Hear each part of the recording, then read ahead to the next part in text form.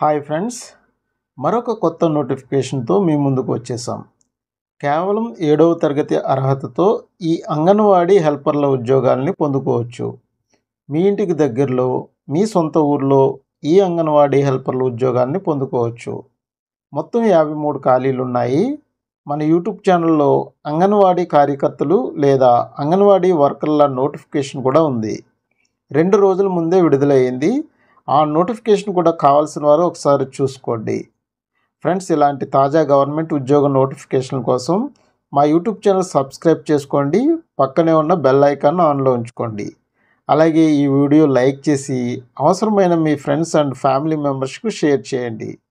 అలాగే మీకు ఏ ఏరియాలో ఎలాంటి నోటిఫికేషన్స్ కావాలో కింద కామెంట్ రూపంలో తెలియజేయండి. ఆంధ్రప్రదేశ్ ప్రభుత్వం జిల్లా మహిళా అభివృద్ధి మరియు శిశు సంక్షేమ శాఖ సాధికారత వారి కార్యాలయం విశాఖపట్నం వారు ఈ నోటిఫికేషన్ విడుదల చేశారు. ఐసిడిఎస్ ప్రాజెక్ట్ విశాఖపట్నంలో ఖాళీగా ఉన్న అంగన్వాడీ హెల్పర్ల పోస్టుల కోసం ఈ నోటిఫికేషన్ అయితే విడుదల చేశారు. మొత్తం 53 ఖాళీల్లో భీమునిపట్నం, విశాఖపట్నం డివిజన్లో ఈ విధంగా వివరించడం అయితే జరిగింది. భీమునిపట్నంలో 11 ఖాళీలు ఉన్నాయి. విశాఖపట్నం డివిజన్లో పెందుర్తిలో 21 ఖాళీలు, విశాఖపట్నంలో 21 ఖాళీలు, మొత్తంగా చూసుకుంటే కనుక 53 ఖాళీలు అనేవి ఇచ్చారు.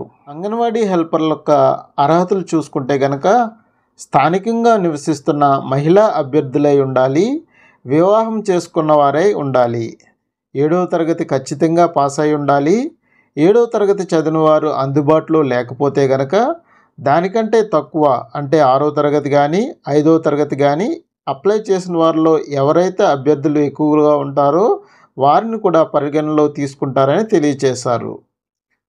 జూలై 1, 2025 నాటికి 21 నుంచి 35 సంవత్సరాల వయసు కలిగిన వారై ఉండాలి.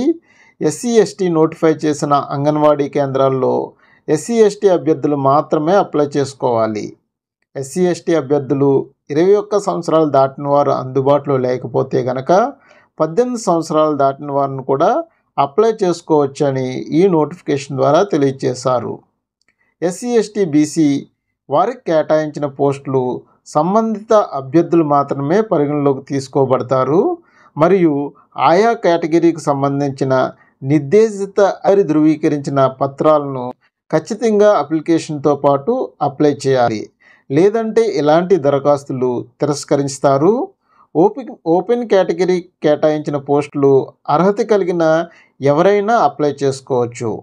ఈ ఉద్యోగాలు స్థానికులకు మాత్రమే కాబట్టి స్థానికతను నిరూపించే పత్రాలు అనగా Aadhaar card, ration card, voter card లేదా మీ సేవ జారీ చేసిన పత్రాలని జత చేయాల్సి ఉంటుంది. ఎంపిక చేయడానికి కొన్ని పారామీటర్స్ కూడా ఇచ్చారు. 7వ తరగతి పాస్ అయిన అభ్యర్థులకు 50 మార్కులుగా కేటాయించారు. ఇక్కడ 10వ తరగతి అని పొరపాటున పడింది, ఒకసారి చూసుకోండి. 7వ తరగతి పాస్ అయిన అభ్యర్థులు ఈ పోస్టులకి అప్లై చేసుకోవచ్చు కాబట్టి వారికి 50 మార్కులు అనేది కేటాయించారు. ప్రీ స్కూల్ టీచర్ ట్రైనింగ్, కృషి, pre school management training, intermediate board వారిచే కానీ లేదా గుర్తింపు పొందిన యూనివర్సిటీ నుంచి పొందిన సర్టిఫికేట్ కానీ ఈసీఈ వర్కర్గా పనిచేస్తున్న వారికి కానీ 5 మార్కులు కేటాయించడం అయితే జరిగింది. వితంతువులకు 5 మార్కులు అనేది ఇచ్చారు. వితంతువులు అయ్యుండి వారికి మైనర్ పిల్లలు ఉంటే కనుక వారికి 5 మార్కులు అనేది ఇచ్చారు. పూర్తి అనాథులకు లేదా కృషి అండ్ హోమ్ లేదా గవర్నమెంట్ ఇన్స్టిట్యూట్లో నివసించే మంచి గుడ్ కాండక్ట్ సర్టిఫికేట్ కలిగిన అభ్యర్థులకు 10 మార్కులు అనేది కేటాయించారు. పీడబ్ల్యూబీడీ లేదా వికలాంగులకు 5 మార్కులు కేటాయించారు. ఓరల్ ఇంటర్వ్యూ లేదా మౌఖిక ఇంటర్వ్యూకు 20 మార్కులు అనేది కేటాయించారు. సో మొత్తంగా 100 మార్కులకు ఈ పోస్టులను కేటాయించడం అయితే జరిగింది. అప్లికేషన్ ఫామ్లో పైన చెప్పిన 5 పారామీటర్లను మెన్షన్ చేసి సంబంధిత ధృవపత్రాలు అప్లికేషన్తో పాటు జత చేయాల్సి వస్తుంది. జత చేసే ఆ జిరాక్స్ కాపీలపై ఏదైనా గెజిటెడ్ ఆఫీసర్ సైన్ అనేది చేయించుకోవాల్సి వస్తుంది.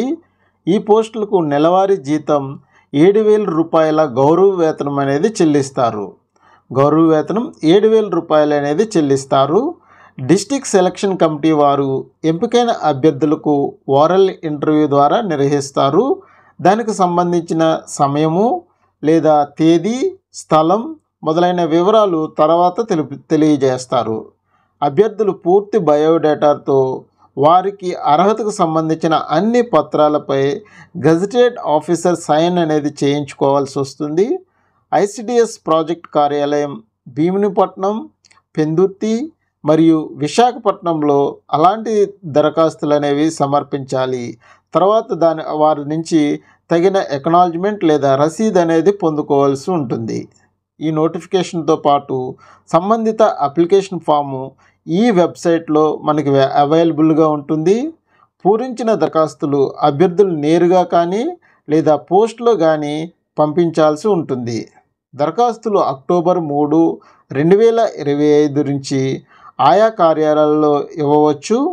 అక్టోబర్ 3, 2025 అప్లికేషన్ అనేది ఆయా కార్యాలయాల్లో ఇవ్వవచ్చు. దరఖాస్తులు అందించడానికి చివరి తేదీ చూసుకుంటే అక్టోబర్ 14, 2025 సాయంత్రం 5 గంటలతో గడువు ముగుస్తుంది. గడువు తర్వాత వచ్చిన అప్లికేషన్ని పరిగణనలోకి తీసుకోరు.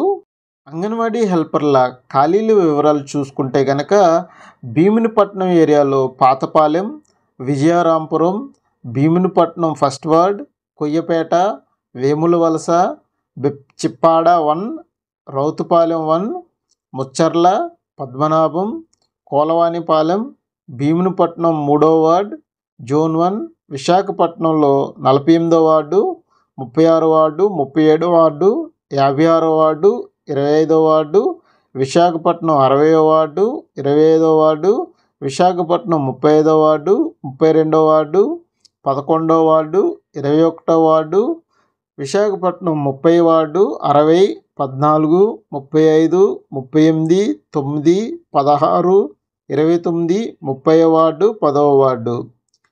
అలాగే గోరపల్లి, పెందుర్తి 64వ వార్డు, పెందుర్తి 72వ వార్డు, 74వ వార్డు, 69వ వార్డు, 94 వార్డు, 96, 74, 73, 64వ వార్డు.